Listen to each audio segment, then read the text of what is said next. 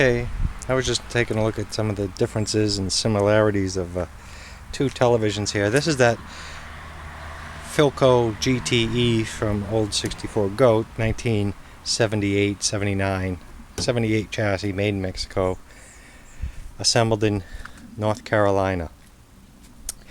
Over here is a 1982 RCA XL100. It's a CTC-108. It's not made in Mexico. This was sitting outside in the van for quite a while. I mean, I think I got it with the rust on it. Someone dropped it off, but it's not of my vintage. But if you just want to get a quick peek, or if anybody needs anything, let me show you the front of this real quick. I'm just going to turn it on and see what it does. The RCA XL100. At first I was thinking, gee, maybe we'll put this CRT in this set over here that this runs, but I'm not even going to go that far. This has a little bit of convergence where this one has none, and it's probably got a different type socket on the neck of the CRT anyway. It does not have a bonded yoke, I don't believe. No, the yoke is not bonded. The socket on the CRT is an RCA style, I'm sure. Oh, let's power it up and see what it does. And there's no magnets on the CRT, just this magnet that's strapped to it there. It doesn't have any of these here. So anyway, this has been sitting, and it does nothing.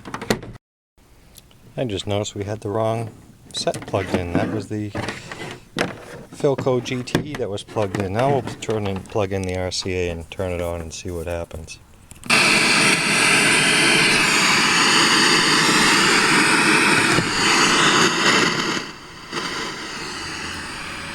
Does it light up?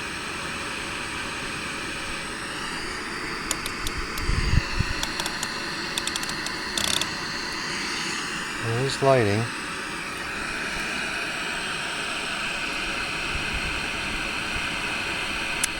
A lot of red,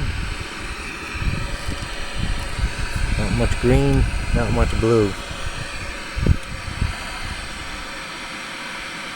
Well, leave it on a few minutes and see what happens. Here we're going to try the Magnavox converter box. And who in their right mind makes a converter box with not a single button on it? Magnavox. And the remote, luckily we have the remote with a broken battery cover. Turn this thing on, see if it does anything. Okay, it's flashing. I guess it's on.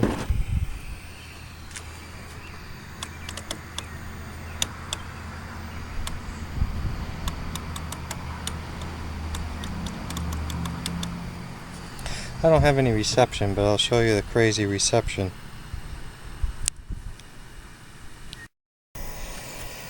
I've gone ahead and attached here to where it says, looks like internal antenna here, which I don't quite understand. The VHF and UHF, get some focus. VHF and UHF are all daisy chained together here. I'll move the wires over to here and see if we get anything. Looking more closely at these connections, these are shorted out. This makes absolutely no sense. This going to here, and the UHF is shorted out also. So I'll remove this copper wire.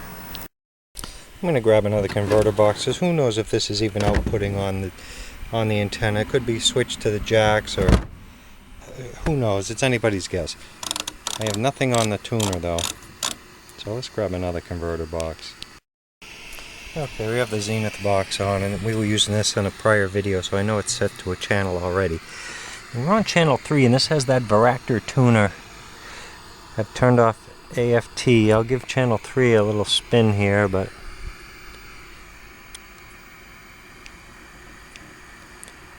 appears to be doing,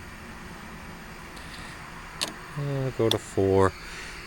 These tuners, I don't know how well they were, what kind of problems they had. Same thing.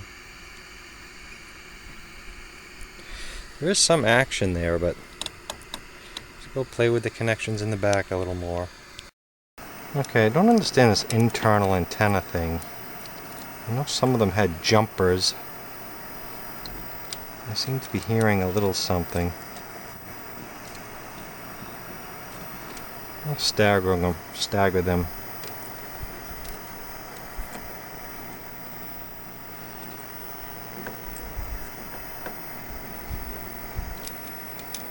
I hear a signal on the UHF. I don't know what is going on here. It's impossible to do one-handed here. Okay, let's touch some wires there. All right.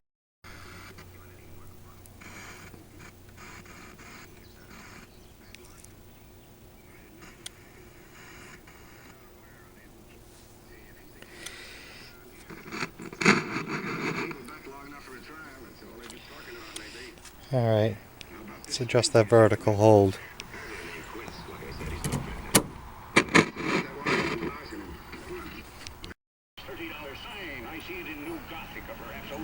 Okay.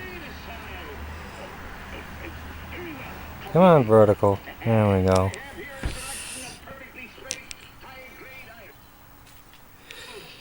I have no idea what this picture is doing. Automatic fine tune.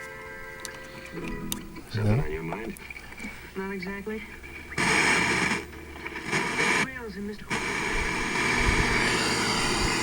I think that's a lot of hum in the picture.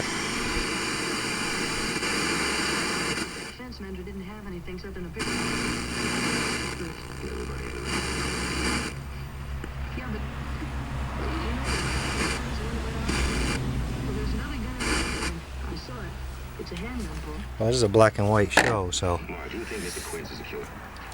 He could be. He was there. So yeah, but he had a reason, Paul.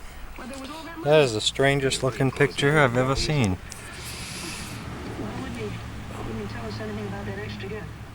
Yeah, maybe he heard about the That's a bad filter capacitor for sure. You're thinking about him. Do we look like a couple of bushwhackers? And the tube is shot. Don't often look like bushwhackers, Mark. Now, come on. I'll adjust the guns here a little bit. Alright, the color works, but that picture on this is messed up for sure. And ABC's David Curley on what happened next. Look at that in the back of this United Jet in flight. Well, the sun is shining on it, but I managed to get the RCA to run a little better. The tubes come up a little. Typical little blurry RCA, but I'll continue to disassemble. And all I did was tack a filter cap across the dried up main filter cap there. So there's our RCA from being stored out. Alright, we'll finish up here on the RCA. I just touched the volume up a little bit. And again, all we did was, I didn't even tack that there. The proper repair would be to remove that capacitor and add the replacement in. But for now, I think the tube's a little low. I don't know where the focus adjustment is offhand. Oh, it says right here. Screen and focus. But I think they're sealed, or I'm not going to mess with those. And so that's it. It's a watchable RCA XL100 from 1982. So there you have it. I sound like other YouTubers and saying that it wasn't too long ago that you could take a set like this and do a little routine service to it and get a few dollars for something like this. But now, you know, what do? Have a running RCA XL100 from 1982.